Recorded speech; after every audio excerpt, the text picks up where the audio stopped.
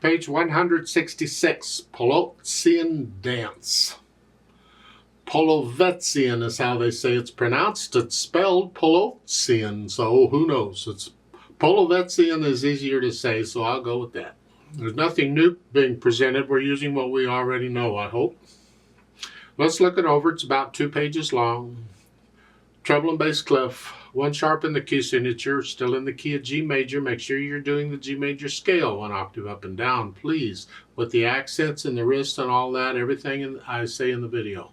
4/4 time signature. Let's take it one hand at a time. Make sure we understand what the hands are doing. In the right hand, they want you to do a 2 and then a 1. What? Why? Well, let's talk about that. Technically speaking, you can do a 1 on both. If you don't mind reaching up a little bit, you can do a 2 on both. Here.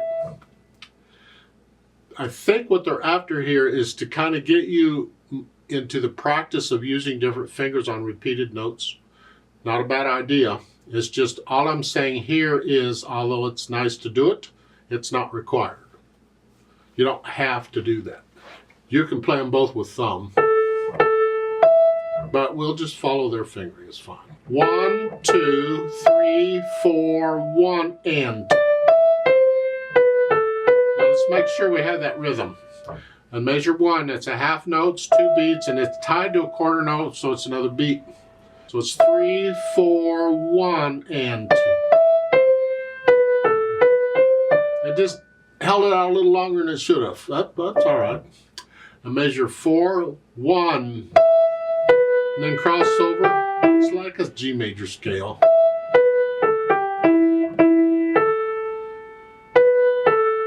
Then you get this tied rhythm, this tied notes, quite a bit.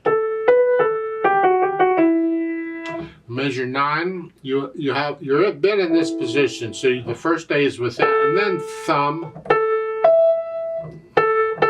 Again, we're just taking advantage of the repeated note to change hand positions, because now we're back like we were at the beginning. Left hand. Well, you start with a 4 chord here, and then a 5/7 chord. Isn't that interesting? See, they don't always start with a 1 chord. They don't have to. They don't always end with a 1 chord. They don't have to. Although most of the time they will end, and that's why a little later on we'll start looking at the end of the piece to try and figure out what the key signature is. Right now the sharp at the beginning tells us what it is. But this is a 4 chord, and then a 5/7 chord, and then 1 chord.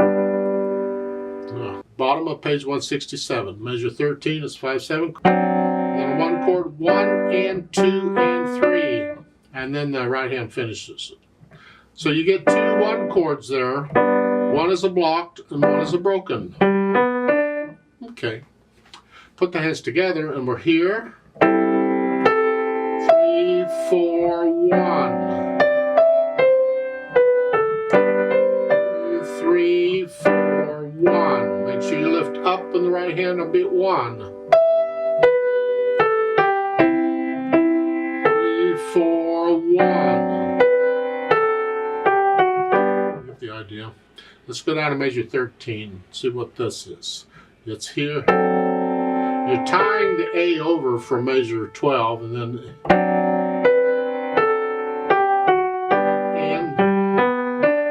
hold this down. It's full 3 counts. 1 and 2 and then a thumb, and lift that up by itself. And then reach up to the octave up. And you can collapse the hand after you play it because there's no more notes down here. See, whether you collapse the hand or not depends on what comes later. Well, we're at the end, so just relax. So once you get the hands together and the rhythm's working okay, then get rid of the hesitations. And then we think about the articulation, which here it's very connected. You lift up between the phrasing, but they give you rest most of the time. So it's...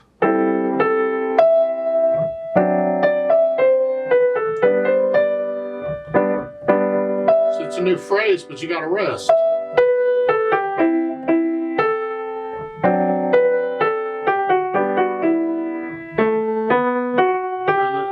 A new phrase, but again, it's you got rest.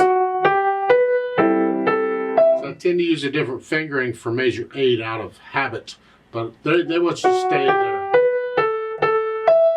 I tend to do a 2-1 because now I'm in position to go on. Here, like it was at the beginning. Their fingering is fine. It's pretty connected. Dynamics, go to the melody. Most of it's in the right hand. Whatever you think MP is, mezzo piano or sort of soft, these chords need to be really soft.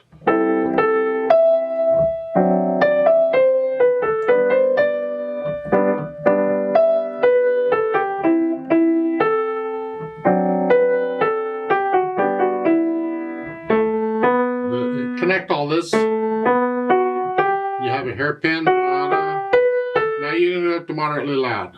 So you measure 8. Where the hairpin is, you start that moderately soft. A little louder, now.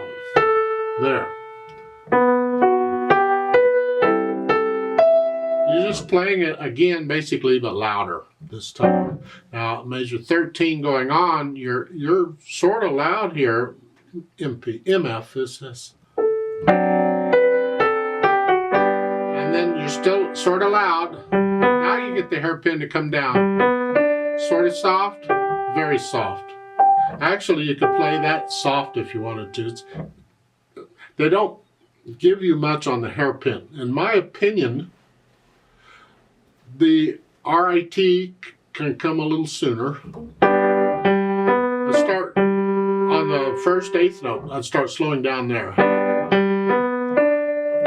And I'd also start getting softer there. So I'm the first 8th note's going to be moderately loud, and then softer,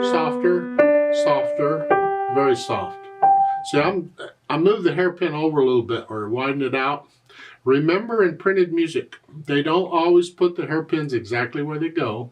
They don't always put the dynamics exactly where they go, and they don't always put the RIT, the retardandos, exactly where they go. You have to get into the music and you be your own judge. What makes musical sense? Should I do this? I would not wait until the last 2 beats on measure 14 to start slowing down.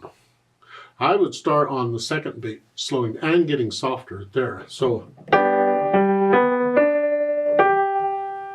yeah, it's interpretation. As far as the speed goes, you can find lots of recordings of this, and I encourage you to go listen to all the dances.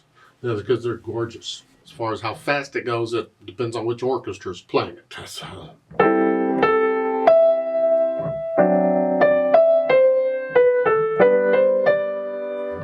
don't want the 8th notes to go too fast, but you don't want these half notes and quarter notes to last too long. It drags. You got to find a speed that works in the middle somewhere. Now they've added pedal. So what are we doing with the pedal and why and so forth?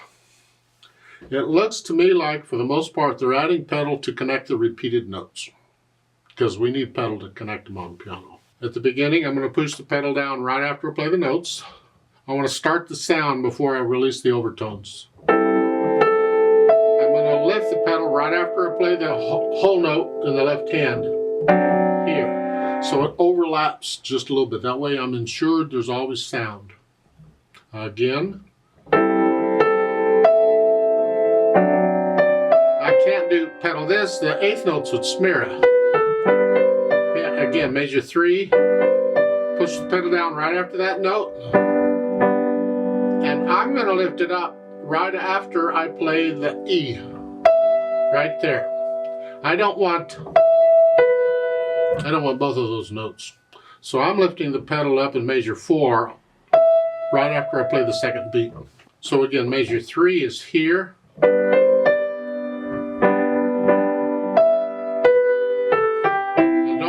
Any of this.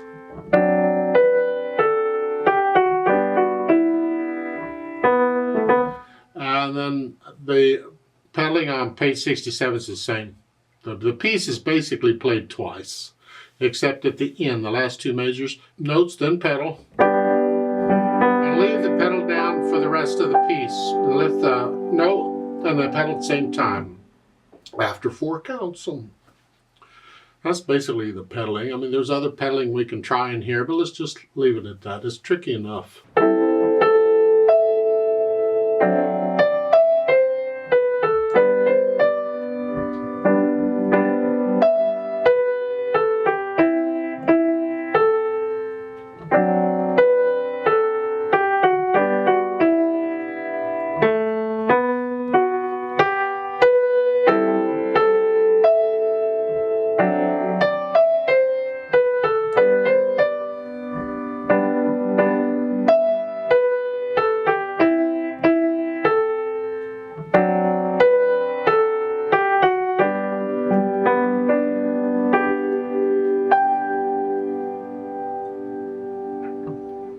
Last whole note is going to sound like it's lasting longer than 4 counts.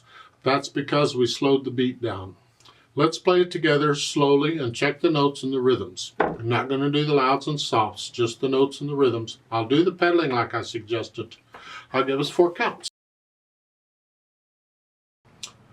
1, 2, ready, go. 3, 4, 1, and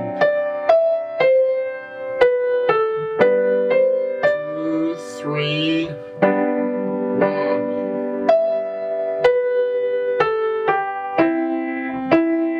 3, 4,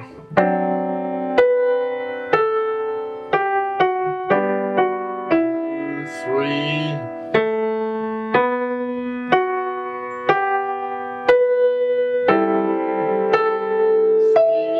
4,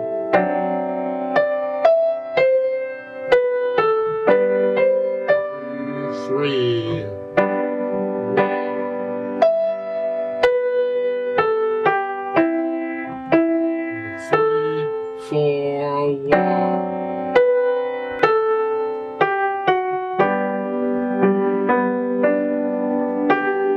1, 2, 3, 4, off. There's a duet at the bottom of the page. I'd like to play that, and you play what you just played. Again, I need you to go up an octave on the keyboard. So just pretend that middle C instead of here is here. So instead of here, you're up here. And play it all up here. I'll give us 4 counts. Now I got eighth notes all over the place, so you pay attention to what you're doing, but you got to listen to me to stay with me. I'm just playing stuff totally different than you. 1, 2, ready, go.